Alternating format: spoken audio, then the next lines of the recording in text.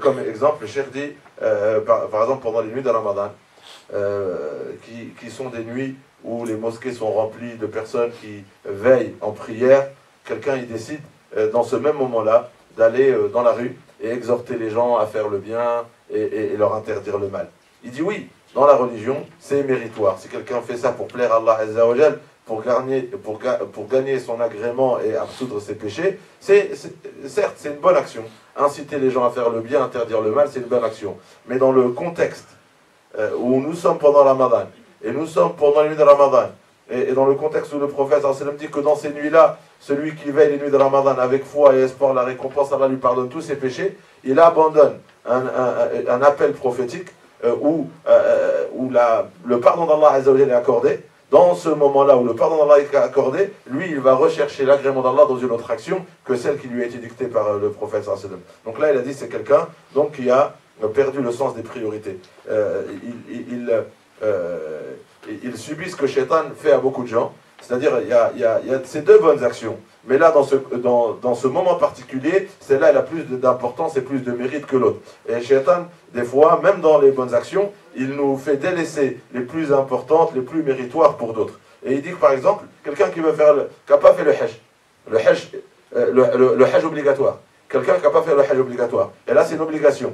Et pour faire des actions surérogatoires, il veut creuser un puits, il y a d'autres actions surérogatoires. Donc lui, toujours son argent, il l'utilise pour ces choses-là, et il n'a toujours pas fait son hajj obligatoire. Et c'est des actions surérogatoires. Il a dit, ça aussi, ça fait partie de Shaitan. Shaitan, il peut, pour délaisser son hajj, pour lui donner bonne conscience, il lui dit, oui, fais telle ou telle action, c'est aussi une bonne action. ومن ذلك أيضا ما ذكروه أن رجلا كان يحج كل عام ماشيا إلى بيت الله الحرام ويراه الناس ويمدحونه على ذلك يأتي ماشيا من بلاده إلى مكة كل عام يحج فدعته أمه ليلة نادته أن يأتي لها بشربة ماء فثقل عليه أن يجيب أمه ليعطيها كأس ماء فحسب نفسه ورأى أنه يجد نشاطا في المشي إلى الحج سببه مدح الناس ونظر الناس إليه وأمه التي هي أعظم الناس حقا عليه بعد حق الله ورسوله صلى الله عليه وسلم يجد ثقلا في إجابتها في أن يعطيها شربة ماء فعرف أن عمله مدخول وأن نيته ليست بذاك فتاب إلى الله تعالى. وهذا كثير في شبابنا اليوم، تجده يدخل في الدين فيحتقر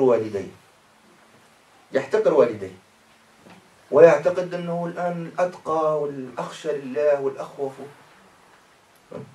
وهو مضيع لحقوقهما. أو بعض الأخوات كذلك تجدها تندفع في الدين وتهمل حق الزوج في خدمته، في القيام عليه، في طاعته، في احترامه، وتعتقد أنها على خير. وهذا من باب تقديم المفضول على الفاضل. نعم. Et donc aussi Cheikh, il y a une histoire sur un homme qui était connu pour aller au pèlerinage à pied. Il allait jusqu'à là-bas à pied et revenait à pied, et de réputation, les gens ils le louaient beaucoup, ils disaient beaucoup de bien de lui sur cet acte d'adoration très énorme. Et une fois, sa mère, au milieu de la nuit, elle lui a demandé un verre d'eau, de se lever, d'aller lui chercher un verre d'eau, et il a eu du mal à y aller. Quelqu'un qui trouvait de l'énergie pour aller jusqu'à la Mecque à pied et revenir à pied et de se lever sur ses pieds au milieu de la nuit, aller chercher un verre d'eau pour sa mère, il y a trouvé beaucoup de difficultés. Cet homme a réalisé qu'en vérité, c'était le fait que les gens le voyaient et les gens disaient tellement de choses qui le motivaient à faire une telle action énorme, alors que là, il n'y a personne qui pouvait le voir au milieu de la nuit faire cette action à sa mère, et il a réalisé qu'il y avait un problème dans son intention et dans sa motivation.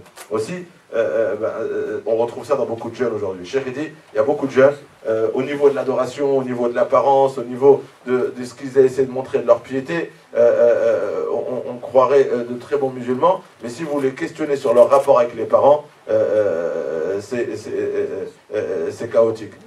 Aussi une sœur qui peut être beaucoup dans la piété, mais dans son rapport avec son mari, c'est chaotique. Il a dit, là, il y a un problème dans le sens des priorités entre l'obligatoire et le surérogatoire.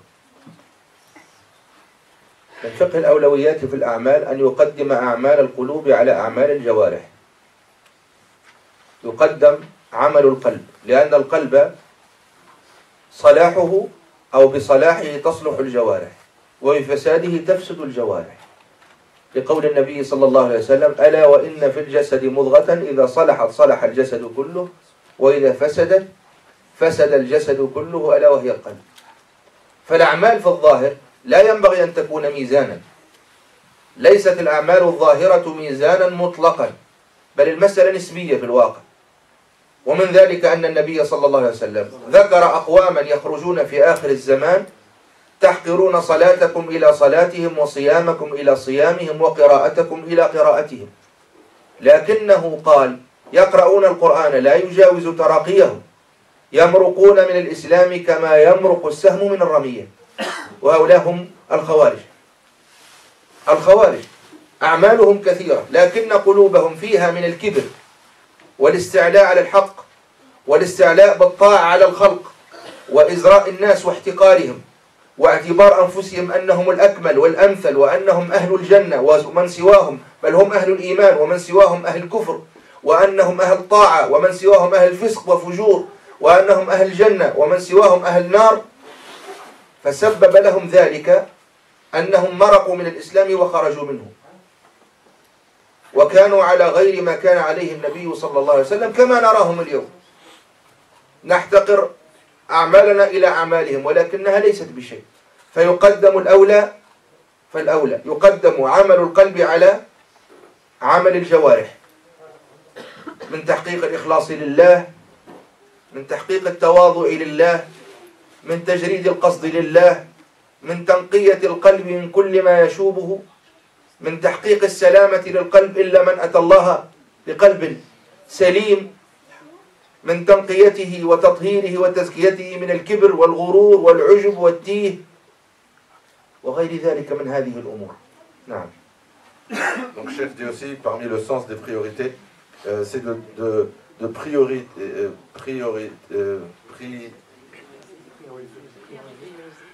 Liliana, si toi tu bloques, alors moi encore c'est encore pire.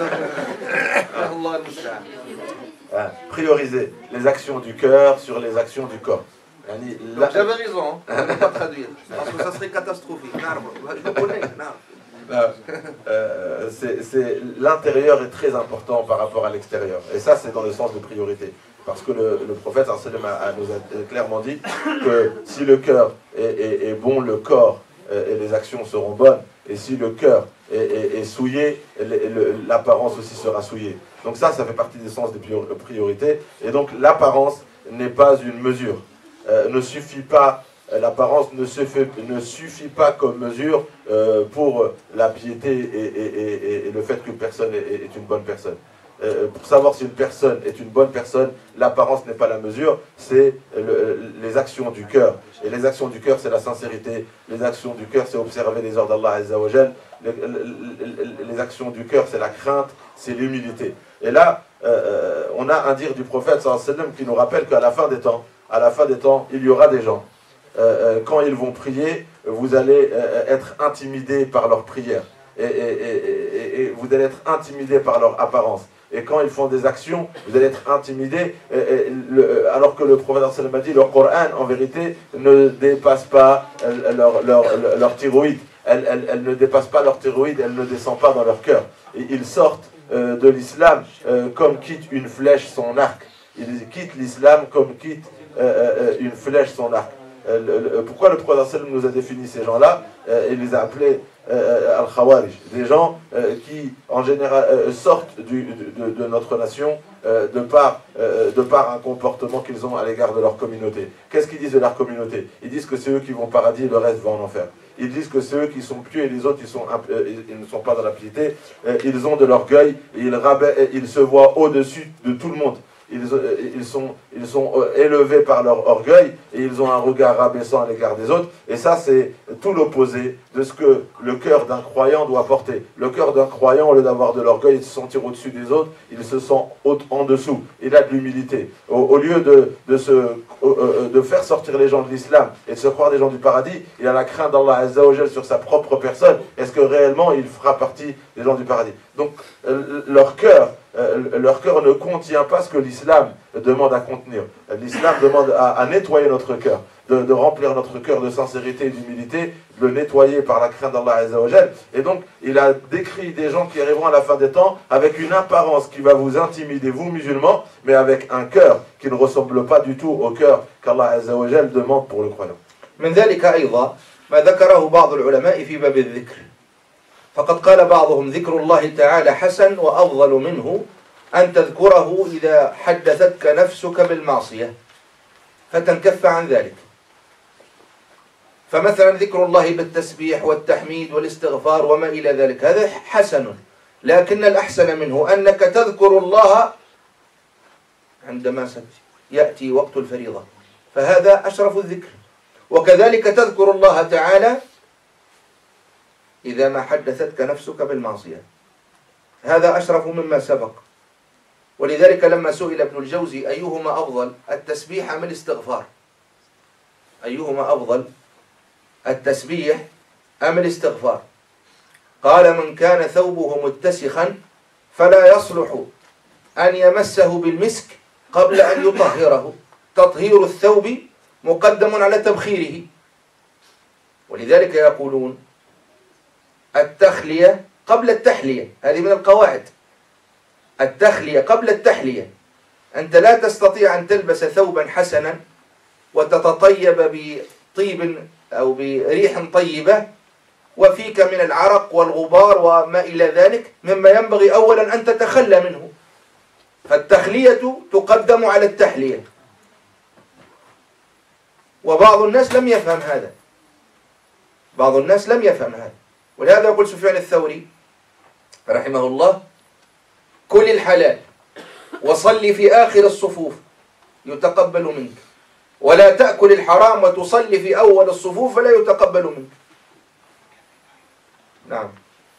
Donc Cheikh dit aussi dans le sens des priorités c'est le fait de mentionner Allah Azza wa Jal quand ton ego ton nefs t'appelle au péché c'est plus important que de mentionner Allah Azza wa Jal tout court dans d'autres moments. Certes, faire le dhikr, mentionner Allah Azza wa Jal, c'est une bonne action. Mais encore, dans le sens des priorités, c'est que quand ton ego t'appelle au péché, c'est de le mentionner, de ne pas le délaisser à ce moment-là. C'est de ne pas le délaisser dans certains moments, de choisir choisir le dhikr que dans certains moments. Cheikh dit le sens des priorités, c'est de le choisir dans des moments très précis. C'est quoi? C'est dans les moments obligatoires. Il y a le dhikr dans les actions obligatoires, dans les moments obligatoires. Et mentionner Allah dans les moments obligatoires, c'est quand tu ressens une envie de faire un péché. Et là, tu es dans l'obligation de faire le dhikr. Et là, c'est dans le sens de priorité. Là, se rappeler d'Allah dans ce moment-là est bien plus important de se rappeler d'Allah Azza wa Jal quand il n'y a pas une envie à faire le péché. Et Cheikh dit, ça c'est une règle très importante dans l'islam. Par exemple, un savant a été questionné à l'istighfar. J'ai oublié. Ibn al-Jawzi. Ibn al-Jawzi, on lui a demandé c'est quoi le plus important? C'est de faire le tasbih, de louer Allah Azza wa Jalla ou de faire l'istighfar? Et regardez la réponse qu'il donne. Il dit quand on a un tissu sale, est-ce qu'on a le droit de le parfumer avant de le nettoyer? Il a dit on commence par nettoyer le tissu avant de le parfumer. C'est-à-dire on doit faire l'istighfar, demander pardon à Allah Azza wa Jalla avant de le louer. Et c'est une règle qui a été appelée at-takhliya. C'est de nettoyer avant d'embellir et de remplir, de nettoyer, de vider ce qui est sale. Si on est rempli de péchés, c'est de vider ces péchés de notre cœur en demandant le pardon d'Allah Azza wa Jal, et après d'illuminer notre cœur par la lumière des louanges d'Allah Azza wa Jal. Et donc Cheikh Sufyan Thawri à partir de là a dit mange du halal et prie au dernier rang, et au lieu de manger du haram et de prier dans le premier rang. Mange du halal et prie dans le dernier rang est mieux pour toi que de manger du haram et de prier dans le premier rang, et ça c'est le sens des priorités. وكذلك ما قال ابن المبارك رحمه الله: لأن أترك درهما من شبهة أحب إلي من أن أتصدق ب1000 دينار. وبالتالي من